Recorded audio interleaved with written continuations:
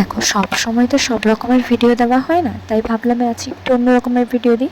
তো ইলিশ মাছ নিয়েছি, এখানে দেখতে পাচ্ছ আদা বাটা, আর নিচে নিয়েছি বেগুন আর আলু, পেঁয়াজ কুচি, টমেটো কুচি সব কিছুই নিয়েছি। আজ কি করব তোমরা দেখেই বুঝতে পেরেছো। তো তার আগে আমি দেখো হলুদ আর নুন মাখিয়ে নিই মাছগুলোতে। যেহেতু মাছটা ইলিশ, তার জন্য এর মধ্যে আর শুকনো লঙ্কা টঙ্কা কিছুই দেবো না, ডাইরেক্ট হলুদ আর নুন দেবো, আর কিছুই দেবো না। আর মাছটা আমরা সত্যি দেখে আনতে পারিনি বলে তার মধ্যে দিয়ে একটা মাছ না ভালোই পচা ছিল। দাঁড়াও একটু জল খেয়ে নিই, প্রচণ্ড জল পিপাসা পেয়েছিল এই গরমের মধ্যে।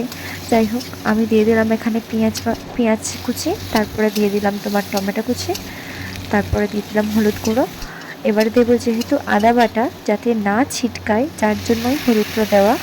আর তোমরাও ট্রাই করে দেখতে পারো, হলুদ দিয়ে আদার বাটা বা রসুন বাটা দিলে দেখবে সেটা ছিটকাবে না। তারপরে বেগুন আলু দিয়ে দিলাম, যেহেতু বেগুন আলু মাছ দিয়ে ঝোল হবে, যার জন্য আমার নুনটা এবার দিয়ে দেওয়া হয়ে গেল, কারণ আমি প্রথমে নুন দিয়ে দিই। তো নুনটা দিয়ে ভালো করে কষিয়ে নেওয়ার পরে আমি জলটা দিয়ে দিলাম। জলটা আমি পরিমাণ মতো দিচ্ছি, যেহেতু আমরা 3জন মানুষ, আমি, আমার মেয়ে আর আমার বর, তো যার জন্য এই। তো কাঁচা লঙ্কা দিয়ে চাপা দিয়ে দিয়েছিলাম, তারপরে মাছটা দিয়ে ভালো করে ফুটিয়ে সিদ্ধ হয়ে গেলে নামিয়ে নিলাম। তো আজকের ভিডিওটা তোমাদের কেমন লাগলো অবশ্যই জানিও, ভালো লাগলে লাইক কমেন্ট শেয়ার করে দিও। ধন্যবাদ।